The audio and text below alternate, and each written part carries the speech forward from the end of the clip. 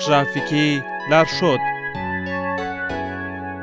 ګرانو کتونکو د درس عنوان دی هرنګ. هرن د ښار په داخل کې قطعاً معنی دی هېڅوک یې نشي وهلی.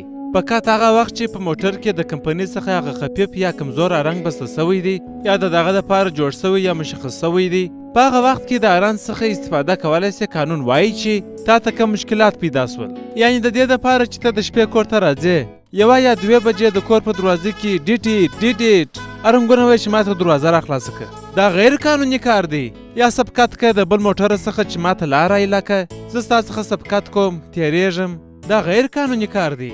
یا د انډیوال په دکان کې سودا کوي تا رنګونه ورته وایي ژر څه ناوخته دی هله، دا غیر قانوني دی. یا سپاري پیدا کوي چې پلانکي ځای ته ځم، پلانکي ځای ته رنګونه ورته وایي یا یې د شو دپاره وایي. هیڅ وخت د رنګ اجازه نشته په داخل د ښار کې. او بیا که چیرې منه رنګ لوحه ولاړې هلته باید ډریور په دې باندې پوه سي دلته شفاخانه ده دلته روغتون دی، نو هلته بیا قطعاً رنګ باندې ارن په هغه وخت کې تا ته اجازه ده د کمزور رنګ چې هغه تا ته کوم مشکلات پیدا سوه. یعنې که چیرې څوک بالابود یا غټ رنګ ولګوي پولیس د ټرافیکو دا امر لري چې هغه ورماتې کړي، ځینې ویې ورویش کړي. که دی چیرې جوایسیر نوی کوي باید هغه رنګ ځینې وشکړي، ځینې ویې یعنې د بیا ځایه رنګ وولو اجازه هېڅ وخت قانون نه ورکوي.